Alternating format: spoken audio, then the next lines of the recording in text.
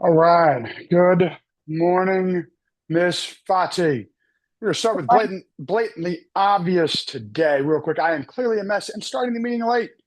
Uh, and I made it. Oh man. You know, I'm tired. I'm run down. And I started the day late and needed to be here though, right? And I appreciate you calling me to say, "Hey, where are you today, Tony? It's 8:30 and you're not here yet." And I said, "I was running behind." So today we're going to be talking about time blocking, right? And 'cause that's something, even the most basic things you need to circle back and come back around to, because if you talk about like Michael Jordan, I bring up this reference all the time because I think it's a great reference. But one of the greatest basketball players of all time started every workout with the chest pass, which for basketball is the most basic, basic move in basketball, right? And if he's starting with the basics every time, the greatest, what does that tell us? We should, make sure we revisit. It's not about always doing, um, you know, amazing things every single day. Really, greatness typically comes from doing the mundane regularly, day in, day out, until it becomes something, you know, big. So how many days, have you reached the end of the day and wondered, where did my day go? Right? Check email, handle problems, put out fires, but somehow the thing that would actually move your life forward didn't get done. Because distraction doesn't always look like it's wasting times, right? It looks like being busy doing the wrong things. The world will always find something that feels urgent, something that always needs being done. Another notification, another email, another phone call. But your goals don't care how busy your days were. They only respond to what you consistently do. That's why winning your life isn't about the whole week. It's about protecting 1 hour. That's what we're going to talk about today, right? One focused hour, one uninterrupted time block. Because if you can protect the hour, you can win the day. And if you can protect 1 hour, that's another thing I wanted to get into, right? If you can protect 1 hour, then how many hours, then maybe you can do another one, right? Some people get nervous about when they think about big projects, right? When you don't break it down mentally. So, where do you think you lose your most productive time? Miss Oh Fati? my God, you heard all of that? Hmm? You could hear me whisking the bowl? I could not hear you whispering. No, whisking. You could hear me whisking? No, Like I I was could whisking. not. Oh, okay. I didn't realize I was off of mute. I was in here whisking eggs. You were, I couldn't hear it, but I'm deaf. So maybe if anybody watches this, they will hear the whisking going on. That is So, so. What yeah. was the So question? yeah, where do you lose your most productive time? Um, I was talking about time blocking, right? Let's get you back into it. I'm not sure how much you caught on. Heard. We're talking about time blocking 1 hour, right? Starting with 1 hour a day, or protecting at least 1 hour and going from there. But where do you lose your most productive time? I can tell you it is in distractions, right? Um, because everyone thinks, especially in this business, that we've got a great flexible schedule. Life is easy. We can do whatever whenever we want. And that is not the case. So interruptions come often, and you have to find a way to not let them distract you. So where do you find you lose your most productive time? honestly, if you're doing the job, I feel like it's the mundane tasks that honestly cut into time. But essentially, if you're an entrepreneur and you're doing what you're doing, there's always going to be something that's going to distract you. But isn't it a matter of changing your perspective on that? Because if you're technically working, are you technically being distracted? Or are you No, just if talking if my sister calls to BS with me, that is a distraction. I love my sister. I'm about, happy to have a okay. conversation with her, right? Um, there I need if you are in your time blocking period where you're like, hey, I am doing this activity for my business because it matches my long-term goal, then even if a conversation with someone, you know, is yes, it's all can be lead gen because a referral can come from anywhere, right? But Yeah. if someone is calling you to give you a referral, if you don't take that call at 9:15 because they called you at 9:15 with that referral, they're not going on to the next person. They're going to say, "Hey, Fati, I'm sending you someone. I'm super excited about it." Right. And then you're going to get back to them. But, if it's just a conversation, a chit chat and BS, you can have that conversation later in the day when, especially it's better to get the more social conversations done later in the day because those are less draining. Right. Whereas the energy required to do the work, um, it's tougher to do that when you are, you know, when you're run down. And especially like again, you can lose, 5 minutes here, 10 minutes there, you know, cruising social media. Oh, let me go to TikTok real quick and scroll through 75 15-second videos. One quick phone check turns into 20 minutes, right? One interruption becomes a completely different day. So think about Okay. this. Where do you lose? Oh, go ahead. Well, I feel like it can be hard sometimes because I get really hyper focused. So, and then we're also in the world of real estate, which is very unique. So everything is seen as lead gen. But everything isn't lead gen. How I is it not mean, lead? huh? How is everything not lead gen? I mean, just scrolling on social media isn't lead gen, unless there's like something specific you're doing on there for lead gen. If you're just scrolling to, I mean, and again, we need to have our downtime. I'm not saying you can't have your downtime, but not during the work hours, right? Not during the hours when you're time blocking. But if you're trying to stay focused on a specific activity, you need to block that hour. You need to not because again, we talk about switching tasks, right? If you continuously switch tasks back and forth, you're less efficient. Whereas if you stay focused on one task for 1 hour, then you're going to be much more efficient at that task. But you're always doing that in real estate. You're always switching tasks. But you still need to be able to block an hour if it's for specifically making calls. I'm going to make those calls for an hour. Like if you stop I got to shoot, this email came in and let me, now I got to answer this email and send this contract and blah, blah, blah. Yes, you are switching tasks constantly. But again, that's why we say time block. Block an hour for one activity and then block an hour for the next activity. Nothing in this business, typically nothing in this business requires your immediate attention. That's truth. Like unless someone's house is on fire, that doesn't require my immediate attention. That requires 911's immediate attention. So it will you are less efficient if you're constantly switching tasks. That's reality. Um, you know, Distractions don't just steal your time; they steal momentum, right? You build momentum. Like you say when you're focused and you stay working on one task, you do build momentum, and you are able to be better at that task, be more efficient with that task, and sometimes just. I mean, I say especially like when I'm in the zone editing or being creative, like it absolutely, I build momentum within it, and if I constantly having to keep stopping in that space, then it I don't want to say ruins the productivity or the creativity, but it makes it harder. So, Well, I guess, they again, huh?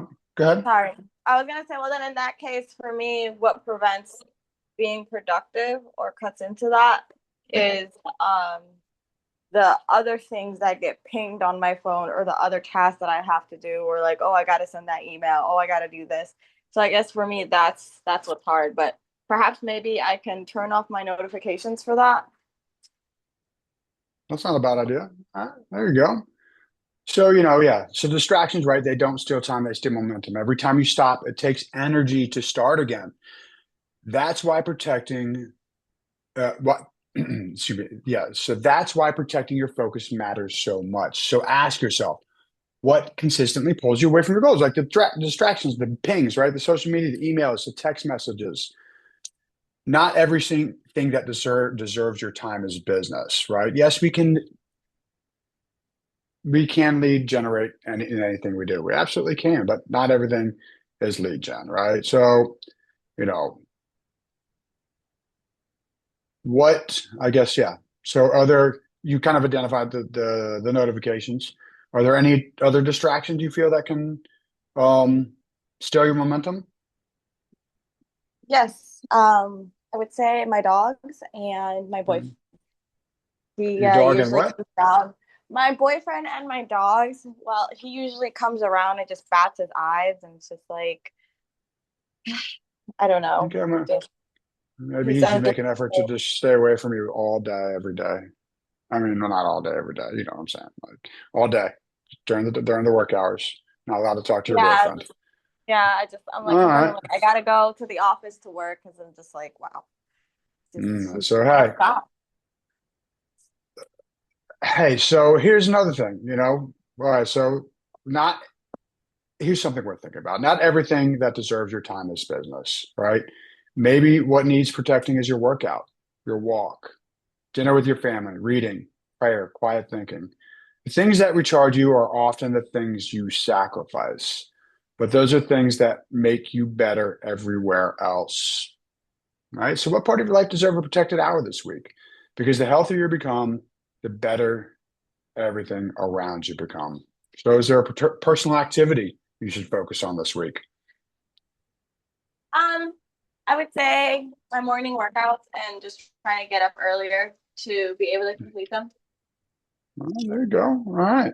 So, let's set a goal for a number of times you're going to do your morning workout this week. What do you think that's going to be? Well, What are you going to set that? I've been kind of doing it every day. Good job. Yeah, you have. Or I've noticed you've been stepping it up. yeah, for 30 minutes. I've been doing it every day. So, and I haven't been like doing anything crazy to where I'm dreading the workout.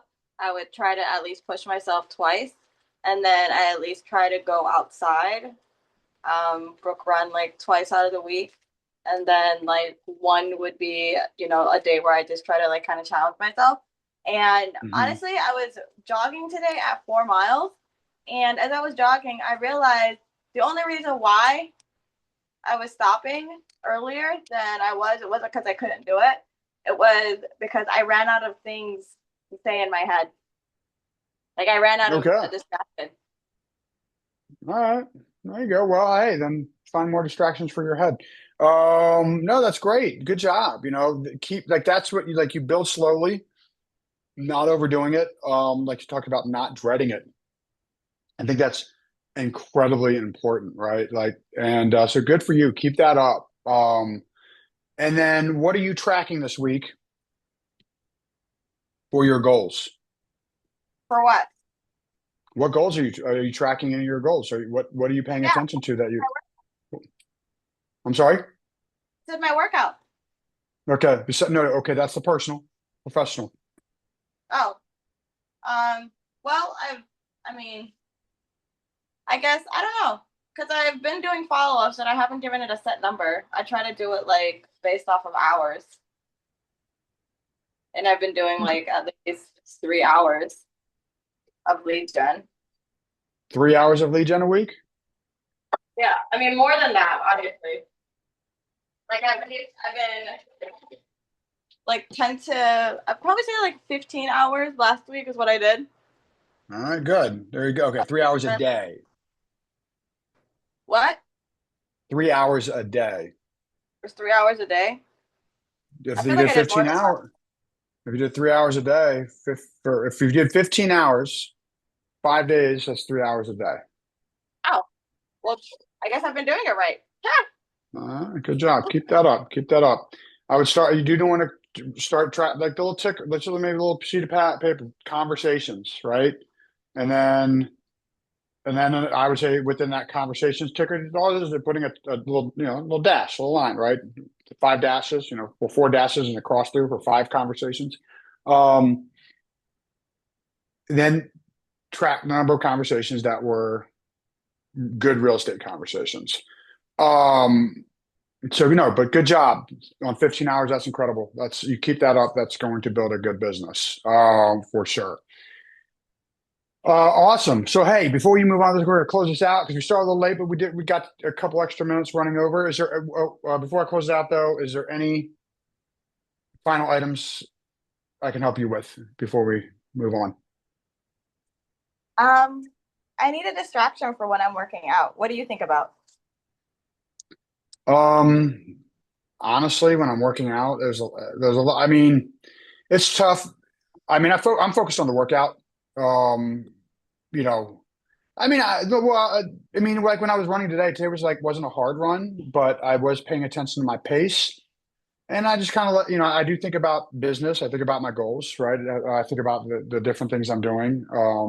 But then when it starts getting hard, I'm mentally breaking down the time. Like when I'm running hard and it's painful, or it's like my body's saying quit, right? I literally break down the blocks and I'm just thinking about getting through each time block.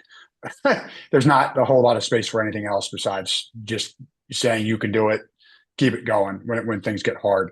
And what I'll do is um for instance, when I'm running one of my hard race paces, if I want to go a total of 16 minutes, I'm literally breaking down 2 to 4 minutes at a time at the beginning. But then as it gets further into the workout and it becomes harder and harder, I break it down into smaller time blocks because that helps me achieve a victory. I'm like, okay, now it's just get, instead of 4 minutes, it's 2 minutes. And instead of 2 minutes, it's 1 minute. And instead of 1 minute, just get to 30 more seconds. I can do 30 more seconds. And eventually it becomes, okay, I can do 15 more seconds. And I just do that over and over. Like you got 15 more seconds on you. And that helps me when it's getting hard. But yeah, I couldn't tell you specifically what I think about when I work out beyond getting through the hard moments. But I only break down each set, right? And I think that's getting through each set is incredibly important. Don't think about the whole workout. Anything else? Nope. Hopefully that was helpful. All right. Before you move on with your day, I'm going to ask you a question. If someone followed you around the next 7 days, would they know what your priorities are? Not by what you say, but by what you protect. Because your calendar tells the truth, right? Your habits tell the truth. Your attention tells the truth. Every yes is a no to something else. We talk about that all the time, right? Every distraction costs you a piece of the future you're trying to build. So this week, don't try to do more, protect more. Protect your focus, protect your habits, protect your health, protect the people you love, protect the work that moves your life forward. Because extraordinary lives aren't built by people who have more time, right? We all have the same amount of time every single day. They're built by people who protect the time they already have. So choose your hour, guard it, honor it, and watch what happens when one protected hour becomes an incredible day. So this is Tony Toich with Motivated Monday, signing. Good morning. This is Tony Toich signing off with Motivated Monday. Good morning and good luck. Let me end this recording. Stop recording. There we go. Stop recording.